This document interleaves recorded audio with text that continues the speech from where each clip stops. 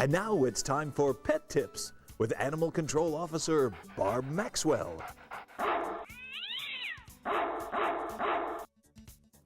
Hi, I'm Animal Control Officer Barb Maxwell, and I'm here today just to talk to you a little bit about some animal safety tips for wintertime.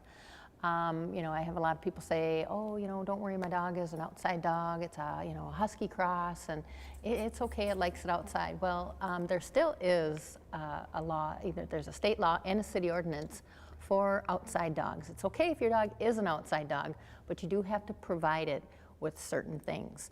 The first thing you have to provide your outside dog with is a house, a dog house. It's got to be, windproof, weatherproof. It's supposed to be 2 inches off of the ground, and inside you need to have straw, hay, some type of bedding that's water resistant. The house doesn't have to be that big. All you want your dog to do is to go in, to be able to turn around and lay down so it can retain its body heat.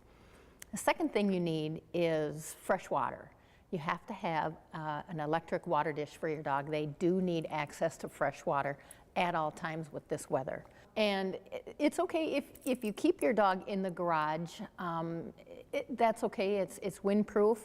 You got to have some place for them to lay, again, with the blankets or something like that, the fresh water.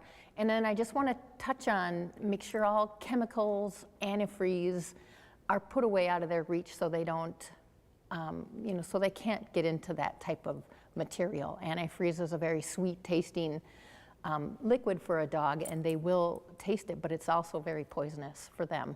A lot of people have mice in the garage, mice poison, things like that. You just want to make sure your dog can't, get into that type of product.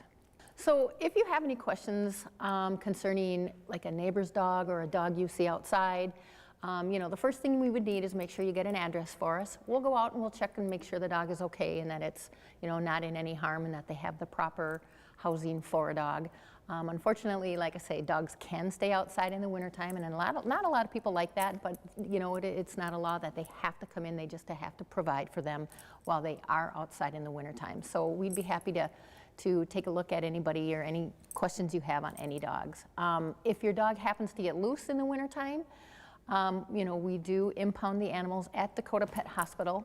So if you're missing your dog, you can always check with Dakota Pet Hospital or the police department to see if we have your dog first. The new city licenses are out, so you should purchase a city license for your dog. That is part of the law. If you have a license on your dog, we would bring the dog back to you happily. If you don't have a license on them, then they will be impounded at our facility. So make sure you pick up your city licenses. Okay, and finally, I'd like to wrap up with giving you a little information on our upcoming rabies clinic.